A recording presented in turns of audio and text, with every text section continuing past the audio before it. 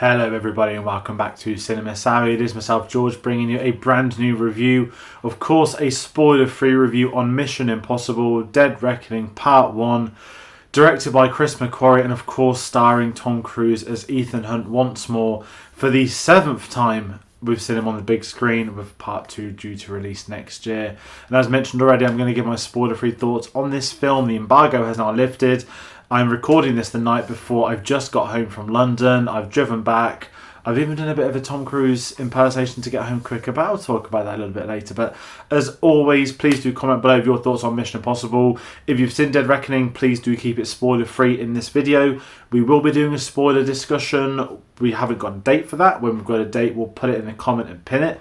But it is likely going to be the end of the opening weekend worldwide for this one. So we're probably looking at a week in over a week's time, because we don't want to do a discussion and not have had people the chance to watch it, which is inherently wrong. So that is that. And as always, if you want to get us on social media, you can do so. Facebook and letterboxd.com/cinemasavvy, Twitter and Instagram at cinema_savvy, and a link to Redbubble in the description below. But heading into this screening, I was very excited. I'm going to get this out of the way. One gripe I had today, it's nothing to do with the film. I didn't get to see it in IMAX, so this review is from watching it at the Odeon in Leicester Square. It got Dolby sound at least, so at least there's Dolby Atmos, but it was not seen in IMAX. However, I do have my ticket booked for the IMAX next Monday, so when we get around to the spoiler discussion, I can talk about that format, and I am going to 100% immediately just start with saying, go watch this film at the cinema. I'm sure it will be a lot better in IMAX too, so that is the opening remarks of that. And kind of slowly getting into things, my thoughts on Mission Impossible. Heading into this, of course, we've been doing a retrospective series. Yesterday, our review for Fallout dropped, which we had the Spy Hard on, which was amazing to do. So we've been doing one review each week. We've been building up to this 6 weeks worth of videos now, and have finally seen Dead Reckoning. And I'm just going to say I absolutely loved it. And I'm, of course, going to give some proper detail behind that as well. And it has been a very long journey for this film to release. Almost 5 years to the day since Fallout came out in July 2018. There's been COVID, we've had Top Gun Maverick being filmed as well. There's so many different varying events, and this film did get delayed. I believe the last time it was delayed was so it could be closer to Part 2, which has got its final few scenes to film once the press tour is done and dusted. So it's going to be really interesting knowing that we've still got another one to cover next year, Part 2 of this two-parter, and as I said, this is spoiler-free. But if I'm going to try and kickstart, I want to talk about Chris McQuarrie and how he is completely changed the games of these films, and this is where it's going to be really interesting talking about him and Tom Cruise together, because they've had this amazing collaboration now. You know, this is the third of the 4th Mission Impossible films. He's been involved on films with Tom Cruise such as Valkyrie. He's been involved in Top Gun Maverick. He's been a constant for the last 15 years. And the kind of what I tweeted when I came out when I tweeted when I was on the train, I just sort of sat there, and people will go for the big words, they'll go for the superlatives, they'll go for anything that they can do to get a pull quote. You know, I'm not going to name names, you just in certain outlets do it all the time. Whenever there's a DC film to promote, there's always like the most insane pull quote, and it's people do their reactions to get pull quotes.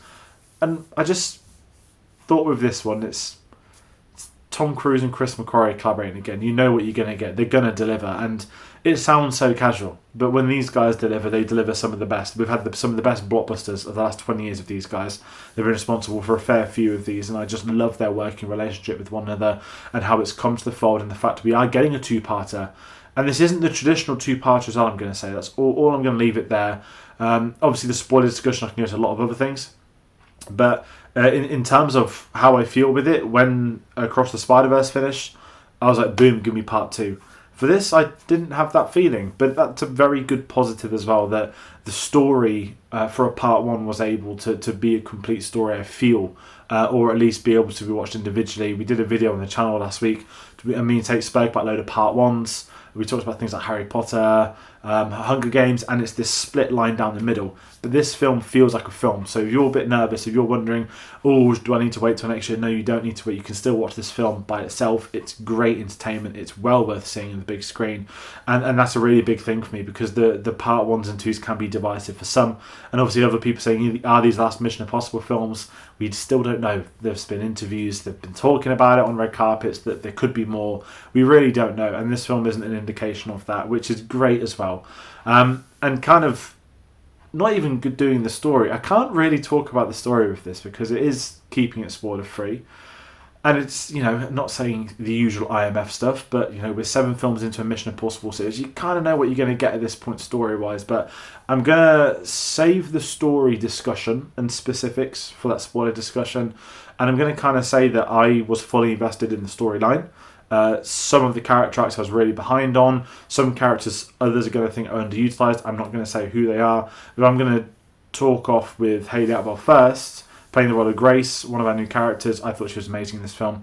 We'd seen all across the promotion, the stuff in Rome, the steering wheel stuff with Tom Cruise, that they were handcuffed whilst doing this action scene in the Fiat 500. Incredible set piece. But I've got to say, what Chris McQuarrie has done is the characters he's introduced, new characters. Of course, Ilsa, being in each of the films as well with him, the first female character to be returning. It's amazing with Hayley Atwell that he's been able to do again, and it's not a carbon copy. It's very different. This isn't another, intelligence officer that's been brought into the fold. It's a full character arc, which I did not expect, and maybe I didn't expect it because it's a part 1 of a part 2. Maybe I didn't expect it because we're 7 films in and we're always talking about Tom Cruise. But Hayley Atwell is magnificent in this film, and she really does hold her own in that incredible ensemble cast, and I've got to give it to the writing team for doing so, for Hayley Atwell for her performance as well, for the stunt teams, for Tom Cruise's chemistry. He always has dynamite chemistry with the other leads in this film, and it is no different here. But I've mentioned his name a few times. I'm going to talk Tom Cruise as well, and he is wonderful in this. It's hard to talk about Ethan Hunt sometimes, especially on the spoiler-free one. You know what you're going to get with him, and it's not a two-dimensional character by any stretch of the imagination. It's just tricky talking about it on a spoiler-free one. I've said that far too much. I'm going to try and navigate around saying that again down the line. But it's one of them with him where his character arc isn't fully done across this film. But that's because we know we're going to get a part 2. But it still feels like a sense of justice to his character that things are continuing. And I think what's as important with Tom Cruise playing the role of Ethan Hunt is the stunts you're going to be seeing in this film. Of course, you've seen the cliff sequence, you've got the behind the scenes trailer attached to Avatar. It's been spoken about for years. It was done on the first day of filming. If you're worried that it's been oversaturated, that it's been over marketed, because I have seen that over the last few months, do not worry. That moment is still dynamite. It has been built up to. It is an incredible set piece, and I don't know how many times it's going to take for it to, don't even want to say wear off, it'll probably never wear off. That's how great that set piece is in this film, and there is so much more than just the cliff scene as well, which is remarkable. The fact that Tom Cruise still doing this, I'm not going to be horrible and say the age he is, the fact that Tom Cruise is outperforming the industry still. And you can look at his career however you want. You want to talk about the blockbusters from the 80s. You want to talk about his run of working with Vortez in the 90s to the build-up of the last sort of 5-10 years heading back into action. It's incredible what his career has been able to do, and it is almost at this insane godlike level now. And the film kind of reflects that, not in an arrogance way. There's a lot of comedy in this, and I'd say this is probably the funniest Mission Impossible film since Ghost Protocol. I know it's got a lot of following. This film is a lot funnier than I thought it would be. For, again, on paper, someone says there's a 2-parter, you're going to think, it's going to be dour, depressing, people getting killed left, right and centre, it's going to set up these horrible stakes. It's not that traditional part 1 and 2. It feels like its own adventure, and it's so funny. And again, when you've got Simon Pegg involved, you've got Ving Rhames, great chemistry with the cast always being involved. And I want to give a massive shout out to Vanessa Kirby as well. She is incredible in this film. She's got a much bigger role than I anticipated. I didn't know how much she'd be in this film. I thought, maybe a scene or two, because we didn't get too much from her in Fallout. But there's a lot going on there. And for those that are familiar with the past, if you've seen the first Mission Impossible film, I hope you have. Max, of course, was the big discussion the last couple of years, and we do get a little bit more about her and her personal life aside from the weapons dealing, which is really cool. And again, it's these little touches that add to it. And talking about adding to it, it's a 2-hour 45 runtime. And I know, again, screening tonight, very lucky. It's not a traditional screening. It just the film starts.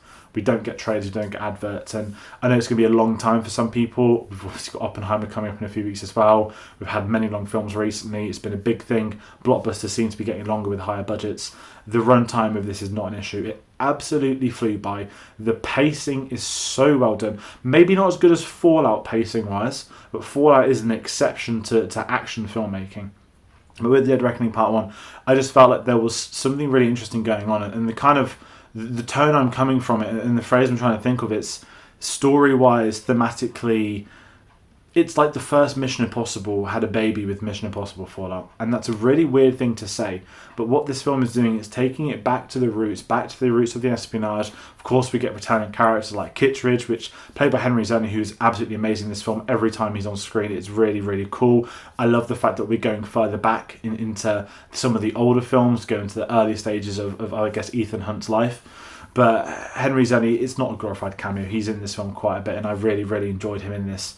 And again, it just kind of made me want to not just rewatch some of the others, but rewatch one as well. And I do recommend that if you haven't rewatched one, do rewatch that before this film.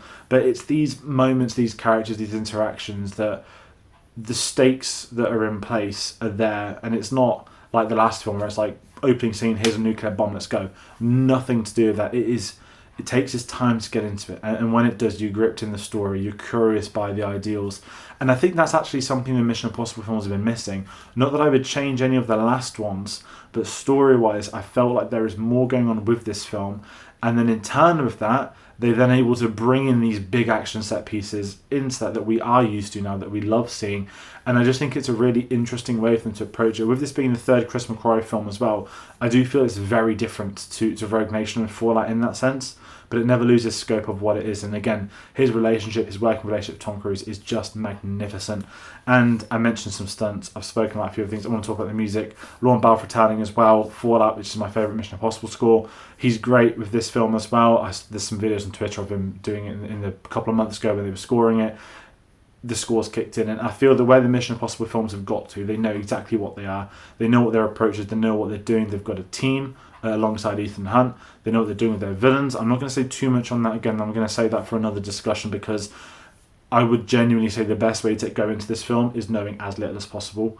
I know that this review is obviously coming out. I know that there's going to be other reviews. I know there's going to be social media tweets and stuff like that. If you can go in as cold as you can, if you've maybe only seen a stunt online, that's a great way to approach this film.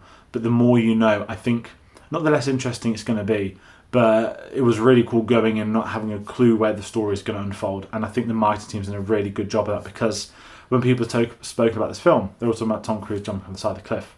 And I think that's been one of the beauties of this marketing for this, is that they've gone for that stunt to detract from what the rest of the film is going to be about. And I was invested. I really enjoyed it. And again, I really appreciate it was going back to its roots slightly more, which is something I feel the franchise maybe not hasn't missed per se, but only the first one's really touched upon that espionage type stuff.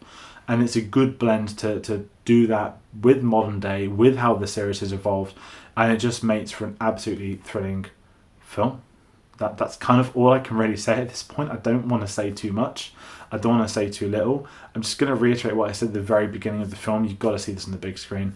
Go book it in IMAX. I think this is going to be the highest grossing summer blockbuster. Guardians has done very well. I think audiences are going to be turning up for this. Will there be repeat viewings? That's the big question. As I said, it's a long run time. There's some big films coming out. I'm seeing it again already on Tuesday. And with the complexity of the story, I actually think the second viewing is going to help a lot. Not that I was confused or anything, but this is going to be one where a second viewing you're going to pick up on so much more things. I cannot wait. And kind of finding out those final thoughts, the finale of this film, the final set piece, is just one of the most insane final acts to a film. Now, Tom Cruise set the standard that will never be beaten with Top Gun Maverick last year. And I'll say that 1,000,000%, but you just seen the train in the trailers. I won't say anything more than that, but there is so many other things going on in play that they haven't even scratched upon revealing to you. So I really do hope you'll get to go into this film as cold as you can, knowing as little as you can, and that's going to make for the best experience for you. And that's going to kind of how I run out this review for now. As I said, we're going to do a spoiler discussion once it's had a couple of days out and release. I've seen it multiple times. We can dive into it. We'll try and get a guest on as well. And when we do, we'll of course announce that on our social medias. We'll put it on the description with comments as well. And alongside that, we want to hear your thoughts on Mission Impossible. So please do comment your thoughts. If you haven't seen this, if you're looking forward to it, we really want to know. And again, we've been covering all the other films, so you can check out the Mission Impossible retrospective now. All 6 episodes with different guests appearing on every video. It's been a really great series. It's been a great way to build up to this film, and it's going to be really fun diving into this next week when we get the opportunity to do so. So that's going to do it for today. Thank you all for watching, and we'll see you on the next one.